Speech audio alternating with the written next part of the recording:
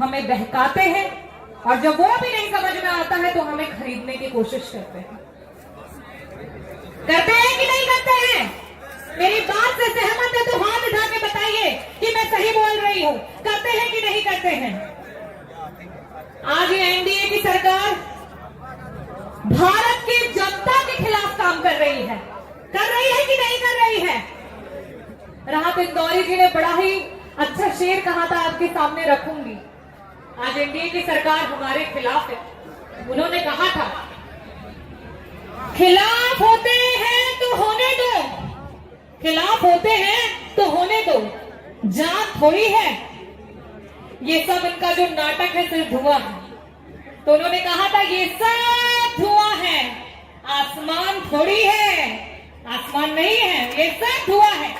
ये बीजेपी जो दिखा रही है ये सब धुआं है, आसमान थोड़ी है। और आग लगाने की कोशिश कर रही है, कभी जाति पे, कभी धर्म पे, और उससे भी अगर ना उभर पाए तो कभी मंदिर पे, कभी मस्जिद पे।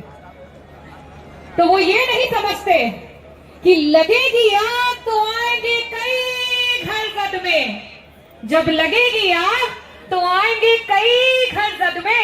यहाँ पे सिर्फ हमारा मकान थोड़ी है, यहाँ पे सिर्फ हमारा मकान थोड़ी है। और आखिरी में जो ये बार बार जब भी सरकार से सवाल किया जाता है, जब भी इनकी हुकूमत से सवाल किया जाता है, तो हमें देश विरोधी कहते हैं, हमें आतंकवादी कहते हैं। तो उनके लिए ये आवाज की तरफ से आवाज है कि हम सबका खून शामिल है यहाँ की मिट्टी में। यहाँ उपस्थित एक एक व्यक्ति, इस भारत के एक एक व्यक्ति का, हम सबका खून शामिल है यहाँ की मिट्टी में। किसी के बाप का हिंदुस्तान थोड़ी है, किसी के बाप का हिंदुस्तान थोड़ी है। मैं बाबा भीमराव अंबेडकर जी के अनुयायी हूं।